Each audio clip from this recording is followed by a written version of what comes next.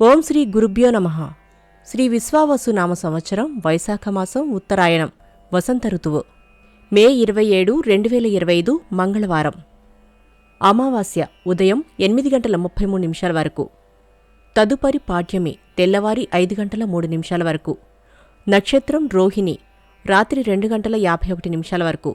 వర్జ్యం ఉదయం 7:55 నుండి 9:21 వరకు. దుర్ముహూర్తం ఉదయం 8:11 నుండి 9:03 వరకు. మరలా రాత్రి 11:48 నుండి 12:40 వరకు. రాహుకాలం మధ్యాహ్నం 3 గంటల నుండి 4:30 వరకు. ద్వాదశ రాశుల వారు ఈరోజు చేసుకోవాల్సిన పూజలు: అమ్మవారికి అభిషేకం, అర్చన, హోమము జరిపించండి. ఇంట్లో, వ్యాపార ప్రదేశాలలో దైవికం, ధూపం పొడితో ధూపం వేయండి. ద్వాదశ రాశులు: మేషరాశి. వ్యవహారాలలో విజయం సాధిస్తారు. సభలు, సమావేశాలలో చురుగ్గా పాల్గొంటారు. వస్తు సేకరణ. వృషభ రాశి. సంఘంలో మీ మాటకు విలువ పెరుగుతుంది. విందు, వినోదాలలో చురుగ్గా పాల్గొంటారు. వాహన సౌఖ్యం. మిథున రాశి. ఆర్థిక పరిస్థితి అంతంత మాత్రంగా ఉంటుంది. వ్యవహారాలలో ఆటంకాలు ఎదురై చికాకులు పెడతాయి. కర్కాటక రాశి.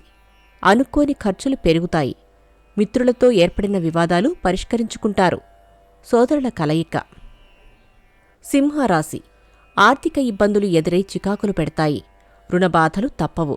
ఆరోగ్యం పట్ల మెలకువ అవసరం. కన్యారాశి. ప్రయాణాలు లాభిస్తాయి.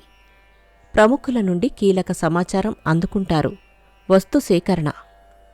తులారాశి. ఆస్తి వివాదాలు తీరి నూతన ఒప్పందాలు కుదురుతాయి. దూర ప్రాంతాల నుండి శుభ ఆహ్వానాలు అందుతాయి. వృశ్చిక రాశి. ఆకస్మిక ప్రయాణాలలో నూతన పరిచయాలు పెరుగుతాయి. వ్యవహారాలలో నిదానం అవసరం. ధనస్సు రాశి. గృహ నిర్మాణ ఆలోచనలు నిదానంగా కార్యరూపం దాలుస్తాయి. కొత్త మిత్రుల పరిచయాలు పెరుగుతాయి. మకర రాశి. సంఘంలో ఆదరణ పొందుతారు. బాకీలు వసూళ్లవుతాయి.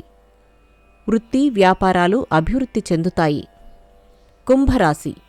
అనుకోకుండా వచ్చిన అవకాశాలు చేజారుతాయి. ఖర్చులు పెరుగుతాయి. రుణ ఒత్తిడులు తప్పవు. మీనరాశి. భూ వివాదాలు తీరి నూతన ఒప్పందాలు కుదురుతాయి. ఆర్థిక పరిస్థితి అంతంత మాత్రంగా ఉంటుంది. నమస్కారం.